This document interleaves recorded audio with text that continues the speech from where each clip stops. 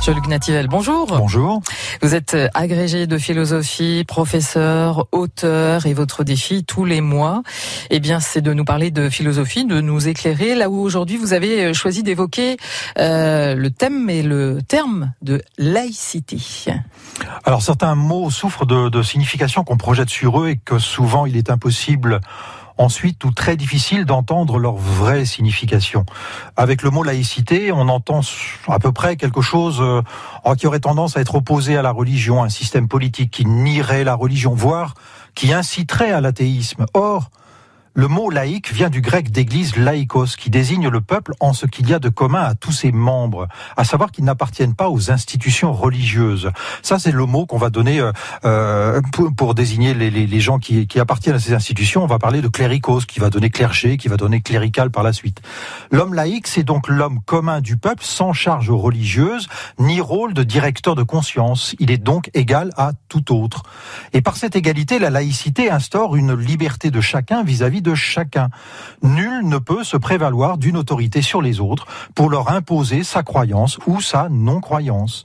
Cette égalité, elle est fondée donc sur ce que nous avons tous en commun, qui est notre conscience propre. D'ailleurs, l'article 1 de la loi de 1905 commence par les mots « La République assure la liberté de conscience ».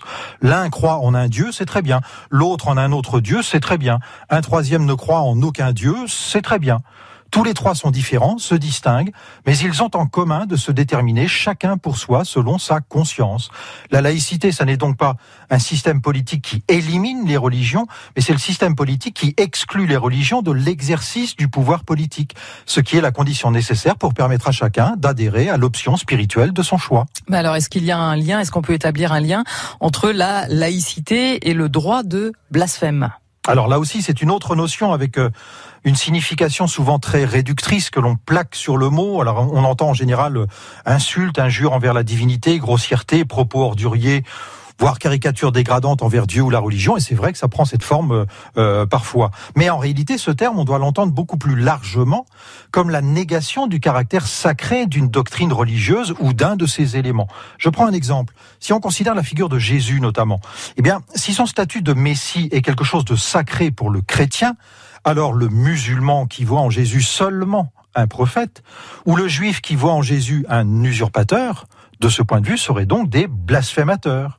Si la religion chrétienne imposait l'interdiction de blasphémer, comme elle en a eu le pouvoir il y a quelques siècles, il serait donc interdit d'être musulman ou juif. Alors, sans parler d'être athée, bien évidemment. Le blasphème souligne donc le caractère particulier du sacré. Ce qu'il l'est pour l'un ne l'est pas pour l'autre. Et ça, c'est dû à l'égalité de conscience. Le droit au blasphème est donc logiquement lié à la laïcité, non pas en tant qu'appel à la haine ou à la diffamation envers les personnes, puisque de tels appels, évidemment, eux, sont interdits. Ce n'est pas une invitation à insulter les autres. Le droit de blasphème, c'est le droit simplement de se moquer d'une religion parce qu'on n'adhère pas à son caractère sacré. S'il n'y avait pas ce droit, ça voudrait dire que quelque chose d'autre que la loi républicaine serait plus fort qu'elle. Et donc, au lieu de l'égalité de conscience, nous aurions une inégalité des options spirituelles. Une serait obligatoire, tandis que les autres seraient interdites. En France, donc, la laïcité, ça n'est pas l'obligation d'être athée, bien évidemment, c'est l'autorisation et la protection des croyances qui acceptent la non-croyance ainsi que des croyances différentes. Voilà, 3 minutes pour réfléchir sur cette notion de laïcité.